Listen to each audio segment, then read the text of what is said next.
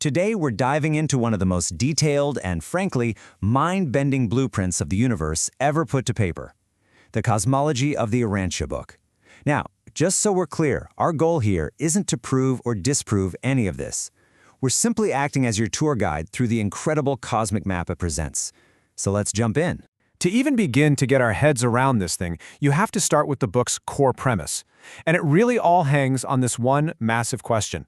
What if everything we know, every star, every galaxy, was just one tiny piece of a 7-part cosmic structure? And what if all of it was revolving around a single, divine, perfect center? All right, so here's our game plan. We're going to do a kind of cosmic zoom out and then zoom right back in. We'll start at the absolute heart of all reality, then pull back to see the grand architecture. After that, we'll find our own little cosmic neighborhood on this map, try to understand our purpose within it, and finally, look at a huge event that the book claims happened right here, on our planet.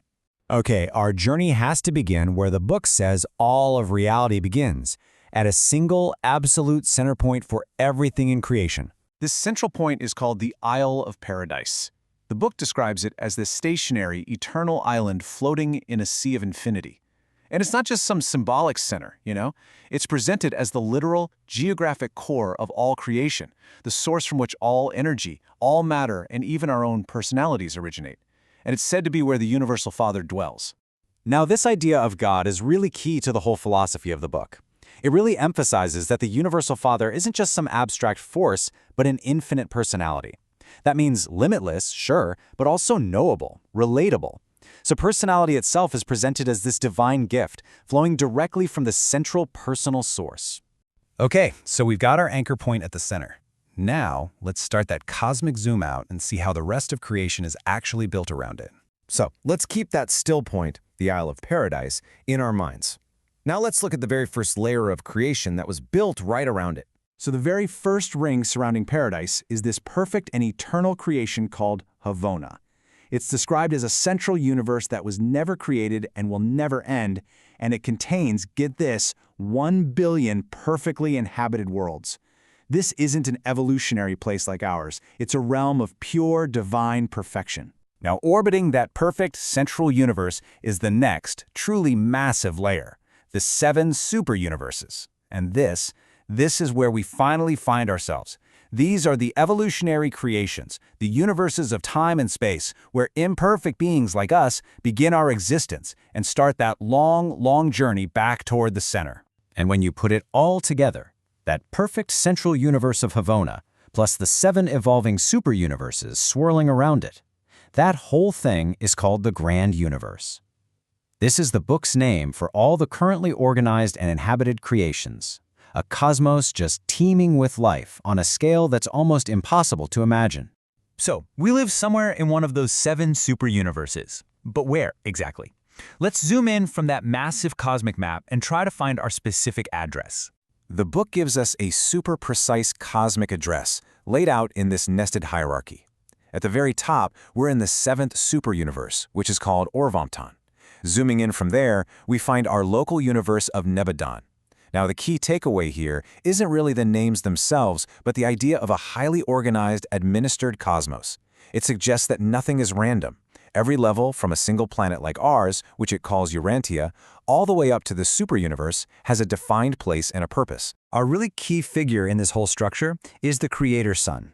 The book explains that each local universe, like our own Nebadon, is the creation of and is presided over by one of these divine suns. They're described as being the full representation of God to their creations, acting as both fathers and sovereigns of their own realms. And our specific Creator Sun is named Michael of Nebadon. So we have the map and we have our location, but what's the point of it all? Why are we even here? Well, this is where the book pivots from cosmic geography to the purpose and journey of each and every one of us. And this is where the cosmology gets incredibly personal. The text says that every normal human mind is home to what it calls a thought adjuster, a literal fragment, a spark of the Universal Father from Paradise. This inner guide, this mystery monitor, works inside us to steer us towards spiritual understanding and actually helps us build an immortal, surviving soul. You see, this inner partnership is the engine for what the book calls the ascension plan. It's this epic journey that starts with our life right here, right now. After death, our personality survives and begins a long, progressive education through all these transitional stages, then across our local universe and our superuniverse. And the ultimate goal? To eventually reach that perfect universe of Havona, traverse its billion worlds, and finally stand in the presence of the Universal Father on Paradise. But this isn't some cold, mechanical process. This quote really emphasizes a deeply empathetic relationship between the Creator and us. It suggests that through this inner fragment of God, our lives are experienced with us, our struggles and our successes. It's a framework where you're never, ever truly alone on the journey. Okay, finally, we get to an event that the book claims connects this entire gigantic structure directly to our small, seemingly insignificant little world. The book describes this process called bestowal. It's where a creator's son has to live the life of their own creatures on 7 different levels to earn supreme rule over their universe. It's like the ultimate act of empathy, a ruler becoming one of the ruled just to fully understand them. And this brings us to the book's biggest, most significant claim. It states that the creator's son of our universe, Michael of Nebadon, undertook his 7th and final bestowal right here, on our planet Urantia, as the man known in our history as Jesus of Nazareth. And in this narrative, that's what makes our little planet such a significant place in our corner of the cosmos. So, there you have it. A whirlwind tour of a vast and incredibly intricate cosmos. The Urantia Book presents a reality where every single one of us is not living an isolated life, but is on the very first chapter of an endless journey of growth, discovery, and ascension. It really leaves us with a final thought to chew on. How does our perspective change when we see our time here, not as the entire race, but just as the first step onto an infinite path?